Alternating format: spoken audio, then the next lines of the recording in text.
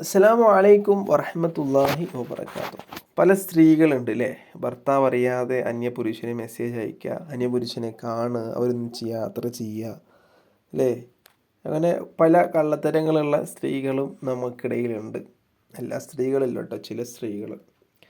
അപ്പോൾ ഭർത്താവിനോട് നമ്മൾ എന്തോ ഒരു തെറ്റ് ചെയ്യും അല്ലെങ്കിൽ ചെയ്തിട്ടുണ്ട് എന്നുള്ളത് ഒരു സ്വപ്നത്തിൻ്റെ വ്യാഖ്യാനമാണ്. അത് ഏത് സ്വപ്നം കണ്ടാലാണ് ഇങ്ങനെ വ്യാഖ്യാനം വരിക? നമ്മൾ ഭർത്താവിനെ തൊട്ടിട്ട് ഭർത്താവിനോട് നമ്മൾ എന്തോ തെറ്റ് ചെയ്യും അല്ലെങ്കിൽ തെറ്റ് ചെയ്തിട്ടുണ്ട് എന്നുള്ളത്. അതെന്താ നോക്കും. ഭാര്യ ഭർത്താവിനെ കൊല്ലുന്നതായിട്ട് എങ്ങനെ സ്വപ്നത്തിൽ കാണുക? നമ്മൾ എത്രയേറെ സ്നേഹിക്കുന്ന ഒരാളാണ് ഭർത്താവ് അല്ലേ. ആ ഭർത്താവിനെ കൊല്ലുന്നതായിട്ട് സ്വപ്നം കണ്ടാൽ ആരും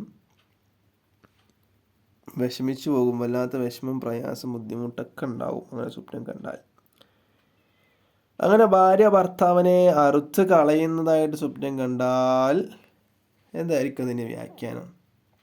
അതിനെക്കുറിച്ചിട്ട് മഹാനായ ഇബ്നു സിരീൻ എന്നവർ അവിടുത്തെ ഒരു കിതാബിൽ പറയുന്നുണ്ട്. 166-ാമത്തെ പേജിൽ പറയുന്നു, ഒരാൾ ഭർത്താവിനെ കൊല്ലുന്നതായിട്ട് സ്വപ്നം കണ്ടാൽ അതിൻ്റെ വ്യാഖ്യാനം തൻ്റെ ഭർത്താവിനോട് നമ്മൾ എന്തോ ഒരു തെറ്റ് ചെയ്തിട്ടുണ്ട് അല്ലെങ്കിൽ തെറ്റ് ചെയ്യും എന്നുള്ളതാണ് വ്യാഖ്യാനം. അല്ലാഹു സുബ്ഹാനഹു തആല അതേ തൊട്ട് ഭാര്യമാരെയും ഭർത്താക്കന്മാരെയും രക്ഷിക്കട്ടെ, കാത്ത് രക്ഷിക്കട്ടെ എന്ന് പ്രാർത്ഥിക്കുകയാണ് ഈ അവസരത്തിൽ.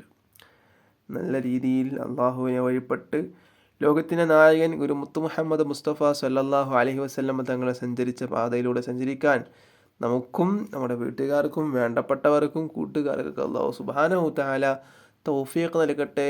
പിശാചിൻ്റെ ശർറിൽ നിന്നും അല്ലാഹു സുബ്ഹാനഹു തആല നമ്മെ ഏവരെയും കാത്ത് രക്ഷിക്കട്ടെ എന്ന് ഈ അവസരത്തിൽ പ്രാർത്ഥിക്കുകയാണ്. ഇൻഷാ അല്ലാഹ് അടുത്ത വീഡിയോ ആയിട്ട് വീണ്ടും കാണാം. അല്ലാഹു തൗഫീഖ് നൽകട്ടെ. അസ്സലാമു അലൈക്കും വറഹ്മത്തുള്ളാഹി വബറകാതുഹു.